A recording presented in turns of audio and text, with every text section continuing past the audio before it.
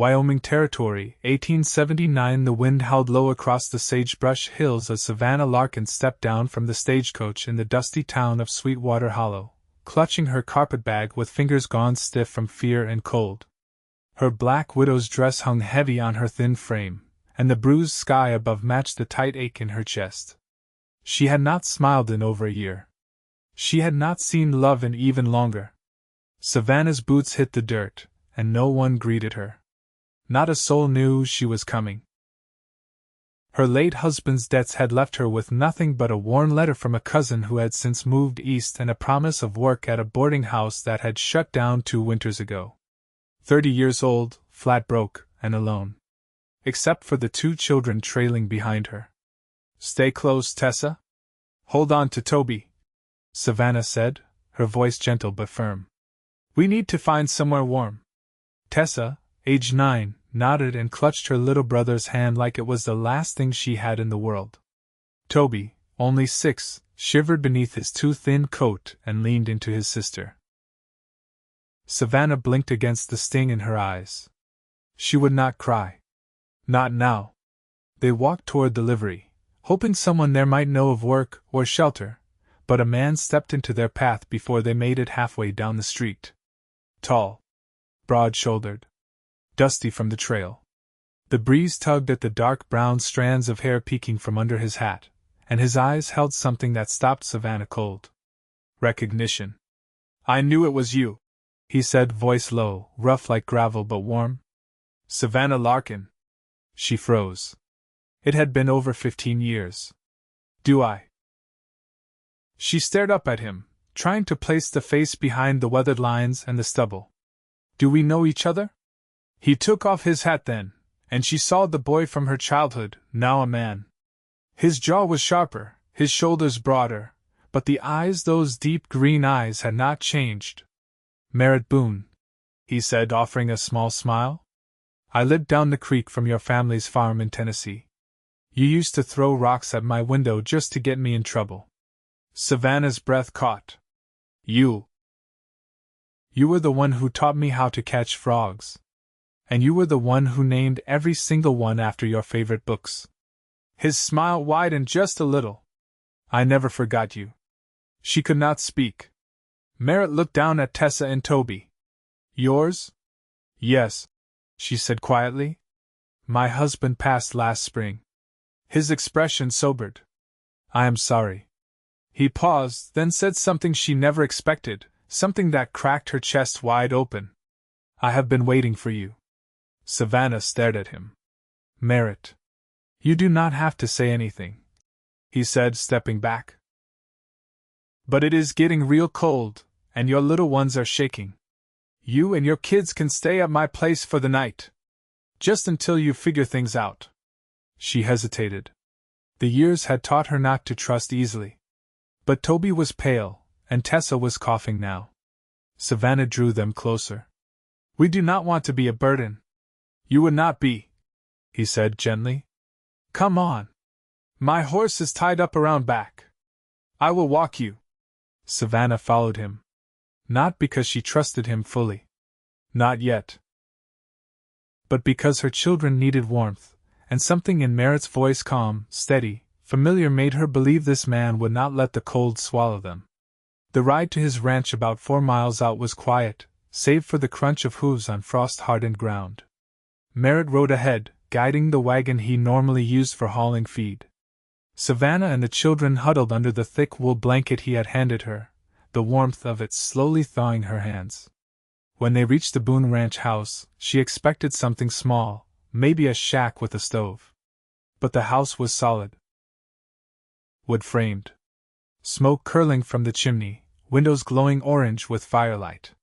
He helped her down first, then lifted Toby and Tessa carefully, like they were made of glass. Inside, the air smelled of pine smoke and bread. Merritt showed her the spare room off the kitchen. "It is not much," he said, "but it is warm." Savannah looked around. A clean bed. A wash basin. A rocking chair. She closed her eyes for a moment, and exhaled. "This is more than enough."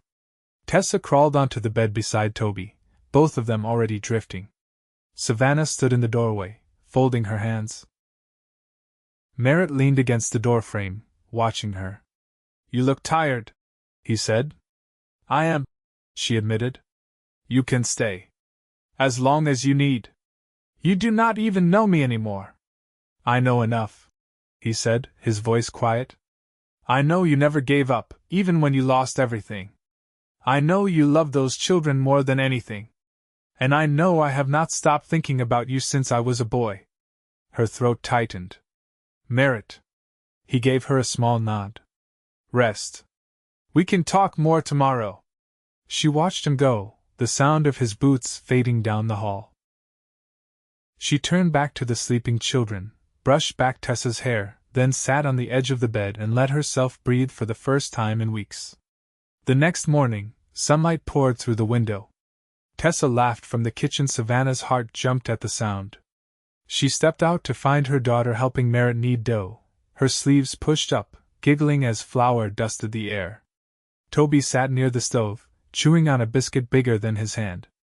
Savannah stood there, unsure of what to say. Merritt looked up. "Hope you like biscuits." She smiled, slow and real. "I do." For the first time in years, the ache in her chest eased. And though she did not say it aloud, a thought bloomed quietly inside her. Maybe love had not forgotten her after all. The wind had quieted by the time Merritt stepped out to check the fencing along the southern pasture. Overnight, a faint dusting of snow had settled on the hills, clinging to dry grass and cedar limbs, but the morning held a fragile stillness. Savannah stood at the edge of the porch, arms folded beneath her shawl, watching him hitch the gate with practiced movements. "You do all this alone?" she asked, her voice carrying just enough to reach him through the crisp air. He straightened and turned toward her. "Mostly. Hired help comes in during branding or haying season. Rest of the time, it's just me and the stock." She nodded, then glanced toward the barn where Tessa and Toby were sitting with the barn cat, giggling as it swatted at a bit of twine. "You ever think about leaving it?" she asked. "All this?" Merritt shook his head. "Tried the cattle drive trails when I was younger. Thought I wanted noise and saloons and the sound of dice in my pockets. Came back after 2 seasons. Nothing out there felt right." He watched the children a moment. "Place is quieter than it used to be, but it's honest. Things grow here." Savannah stepped down from the porch slowly, her boots crunching over the frost. "I used to think we'd grow old in Tennessee," she said. "Plant roots so deep the land wouldn't let us go. Turns out roots don't mean much when the soil's taken from under you." Merritt didn't answer right away.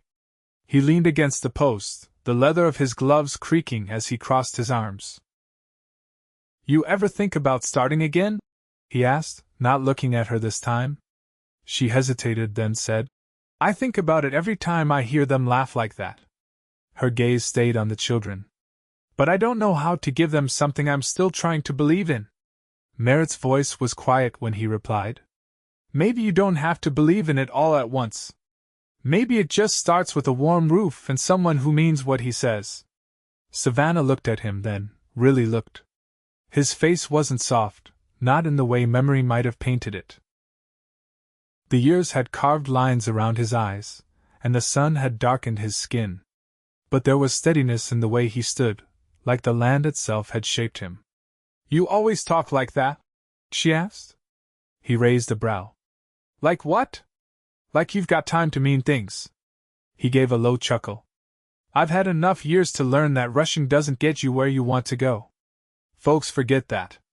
She didn't smile, but her gaze lingered on him before she turned back toward the porch. "I'll start on laundry. They'll need clean clothes if they're going to stay healthy. I'll draw water from the well," he said. "Boiler's temperamental. You'll need more than one kettle." By afternoon, the house had the scent of lye soap and damp cotton. Savannah had her sleeves rolled up to her elbows, hands red from wringing blouses and trousers over the washboard. Merritt carried in another bucket, stepping carefully around the kitchen's wet floorboards. "You got a way of making a place feel lived in," he said, setting the bucket down. "I don't know another way to be," she answered without looking up. He crouched beside the stove, adjusting the fire, then asked without preamble. What was he like? Your husband? Savannah paused, the fabric limp in her hands. He was good with a joke, she said at last. Kind to the children. But he wasn't built for failure. When the drought came and the money ran out, he stopped trying. Merritt nodded once. That's a hard thing. I didn't expect to be left with children and no land, she said, more to herself than him. But I knew I'd make it through. I didn't know what it would cost. Merritt stood, slow and deliberate. You carry yourself like a woman who's already paid most of the price. She wrung out the last of the shirts and hung them on the line behind the house, her breath rising in puffs as the sun dipped lower. Merritt stayed close but didn't crowd her, handing her pins when she needed them, never asking more than she was ready to give. That evening, after Toby had fallen asleep curled under a quilt and Tessa dozed beside him, Savannah stepped out onto the porch again. This time, she didn't fold her arms. She let the cold touch her. Merritt joined her after a moment, 2 mugs in his hands. It's just hot water and honey, he said, handing her one. No tea in the house, and I figured you wouldn't want coffee this late. She took it without question. Thank you. The silence stretched between them, not uncomfortable. The stars were beginning to show. Why'd you wait? She asked finally. For you? He asked. She nodded. I didn't know I was, he said. Not at first. But every time I thought about what kind of life I wanted, it always came back to the same thing. A woman with fire in her, but soft with children. A place that felt like home, not just land to work. Savannah didn't look at him. That's a dangerous thing. Putting your hope in someone who might not come back. I wasn't hoping, he said. I was living. And when you stepped off that coach yesterday, I just recognized something I'd been waiting to fit. She turned toward him, eyes unreadable. You're not afraid I'll leave again? No, he said. Because I think you're tired of running. She didn't answer, but she didn't look away. And for the first time, she let herself believe in the space between them. Not as a debt or a promise, but as something still growing, quiet and real. The thaw came slow that week, sunlight clinging longer to the rim of the hills, though the nights still bit through wool and bone. Merritt's ranch sat quiet beneath the blue Wyoming sky, the kind of stillness that asked nothing and offered everything if you let it. Savannah stood at the edge of the corral, watching Tessa try to coax a skittish mare to take a half apple from her palm. Toby crouched in the dirt, fashioning something from dried twigs and fence wire Merritt had given him to play with. She didn't hover. She'd learned long ago that children grew stronger when they weren't always sheltered. You ever break a horse? Merritt's voice came from behind her, low and easy.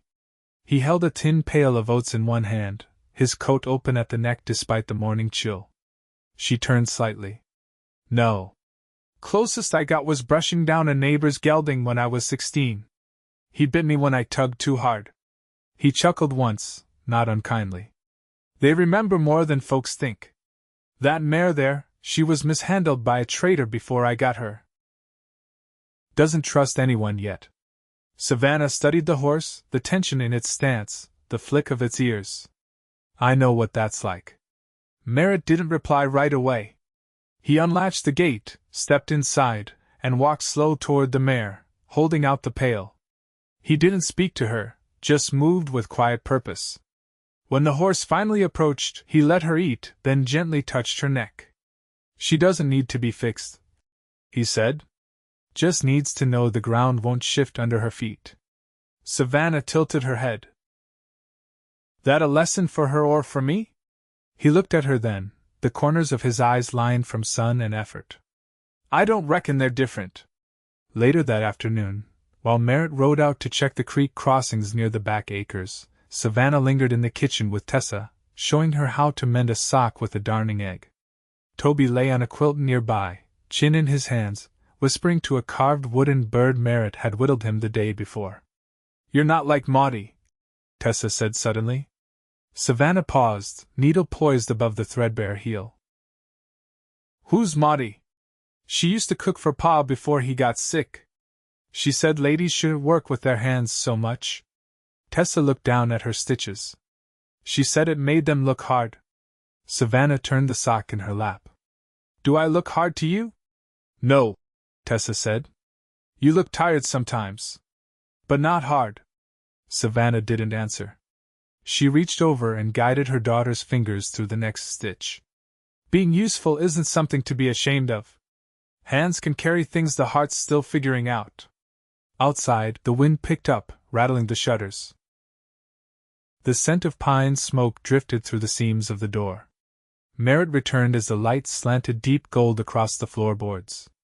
Mud streaked his coat, and a briar had torn a shallow cut along the back of his hand. Savannah didn't ask what happened. She took a basin of warm water and a clean cloth and sat him down without a word. He watched her clean the wound, her fingers sure and steady. You always this quiet when you're angry? He asked. She didn't look up. I haven't been angry today. You didn't like what your daughter said about Maudie. She's young. She's repeating what she heard. That's not what unsettled me. He waited.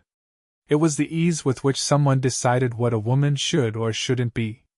She wrung out the cloth and folded it. I've spent too long trying to be what others needed. I don't know who I am without that. Merritt leaned back in the chair, his hand resting loose in his lap now. Maybe you don't need to figure it all out today. His voice was quieter now. Maybe it's enough to be here, letting the warmth settle in. Savannah met his gaze. You always know what to say. No. He smiled faintly. Only with you. That night, after the children had gone to bed and the fire had burned low, Savannah lingered by the hearth. Merritt sat across from her, boots off, one arm draped over the back of the chair. You ever think about marrying? She asked, her voice barely above the crackle of the embers. He looked over at her, slow and deliberate. Once. Years ago. She left before winter, said she wasn't cut out for the quiet or the ranch life. He paused. Didn't blame her. But it taught me something. What's that? Love don't mean much if it can't stand the silence between two people. Savannah looked down at her hands. I used to think love was meant to rescue me. And now? Now I think maybe it's meant to meet me where I already am. The silence that followed wasn't heavy. It curled around them gently, like a quilt warmed by use. Savannah stood, crossed the room, and paused beside his chair. I'm not asking for anything, she said. You don't have to, he replied. She bent slightly, touched his shoulder, then turned and went to bed. Upstairs, the children slept soundly. The house creaked with the settling of another day past. Merritt remained by the fire until the last ember dimmed, then stood, pulling his coat from the peg by the door. Outside, the moon lit the yard in silver. He checked the barn, latched the gate, and looked back toward the house. One upstairs window still glowed softly. He tipped his hat toward it, then turned and walked slowly back inside. The wind shifted east by dawn, carrying the scent of melt and river stone. Patches of brown earth started to show between thinning crusts of snow, and the pine shadows grew shorter with each passing day. The slow pull of spring was coming, and with it, the land began to stir. Savannah stood at the edge of Merritt's vegetable patch, her skirt hem damp with dew. She held a hoe in one hand, her back sore but her breath steady. Merritt had asked if she wanted help this morning, but she'd shaken her head. Work done alone gave her room to think. She looked up when footsteps crossed the sod. Merritt came to stand beside her, holding a small paper-wrapped bundle. Seeds, he said, offering it. Lettuce and radish. Not much else will take this early. Savannah took the packet. You always plant this time of year? Start slow. Soil's still cold, but it's worth trying. She crouched and began pressing rows into the soil with the edge of her hand. I used to do this with my mother. She'd hum and talk to the ground like it might answer. Merritt settled on his heels beside her. My father used to say planting was a promise. You put something small in the dirt, and trust it to come back better. Savannah worked in silence, dropping seeds with measured care. You planning on staying past the thaw? He asked after a while, not pressing, just asking. She didn't look up. I don't know what I'm planning. Merritt nodded once. That's fair. She wiped her hands on her apron and stood, brushing off dirt. Tessa's been asking about school. I heard there's a teacher out of Casper who might come through in summer. Folks V been trying to get her to stay. She'll need books. Savannah looked toward the house, where the children were helping tidy the front room. There's nothing left from before. Not even a primer.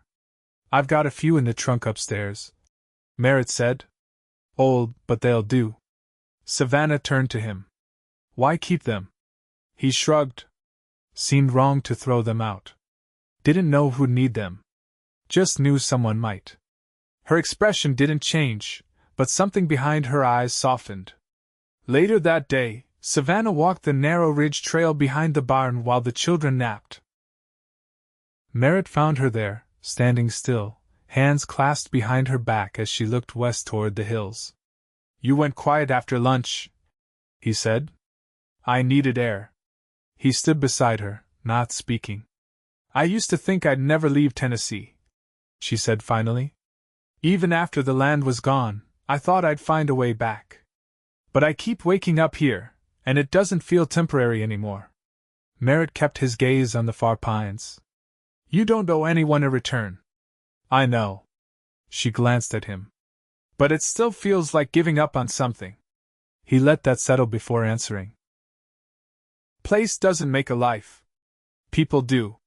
She looked down at her hands. I don't know how to want something without fearing I'll lose it. You don't have to want everything at once. His voice was low. You can want small things. Like finishing supper with someone. Or watching your children sleep without wondering where you'll go next. She didn't reply, but she didn't walk away either. That evening, the wind died down. Merritt lit the lanterns early, and Savannah helped trim the wicks without being asked. They moved around each other in a rhythm that hadn't been agreed upon but had already begun to form. After the children were asleep, Merritt stepped out to the porch and found her already there, a shawl around her shoulders, her hair loose for the first time since she'd arrived. You ever think about what you'd be doing if I hadn't come? She asked. He leaned against the post, arms crossed. Probably still fixing fences and talking to myself. She gave a short breath, not quite a laugh. You ever get tired of being alone? I did, he said. Then you showed up. She turned to face him. You think that's enough? Just showing up? No, he said. But it's the start. Savannah looked out at the dark, where crickets had begun to stir faintly beneath the brush. I don't know how to be with someone who wants to stay, she said quietly. I only ever learned how to keep going after they left. Merritt didn't move closer. He didn't reach for her. He just met her gaze and said, Then stay. And we'll learn the rest together. She held his eyes for a long moment, something shifting behind them like a door easing open. I'm not ready to promise anything, she said. You don't have to, he replied. But I want to try. Merritt gave a slow nod. That's all I've been waiting for. She didn't speak again. Just stepped forward, leaned her head gently against his shoulder, and let the quiet hold them both. The stars above them shone steady and clear, and for the first time in years, Savannah Larkin didn't feel forgotten. She felt found. The last frost came and went without ceremony. One morning, Merritt stepped outside to find the pasture grass greening in faint patches, and the air carried a fullness that hadn't been there the day before. Spring had arrived not in sudden bloom, but in the steady, unshakable way of things that had taken their time. Savannah was already in the garden, sleeves pushed to her elbows, hands deep in the soil. She didn't look up when he approached. Cabbage might take, she said. Ground's holding the warmth better.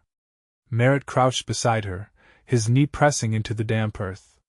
You thinking of putting down more than seed? She brushed a clump of dirt from her palm. I've been thinking about it. You want help deciding? Savannah straightened and looked at him. That depends. You offering advice or asking me to stay? Merritt didn't answer right away. He stood, wiped his hands on his trousers.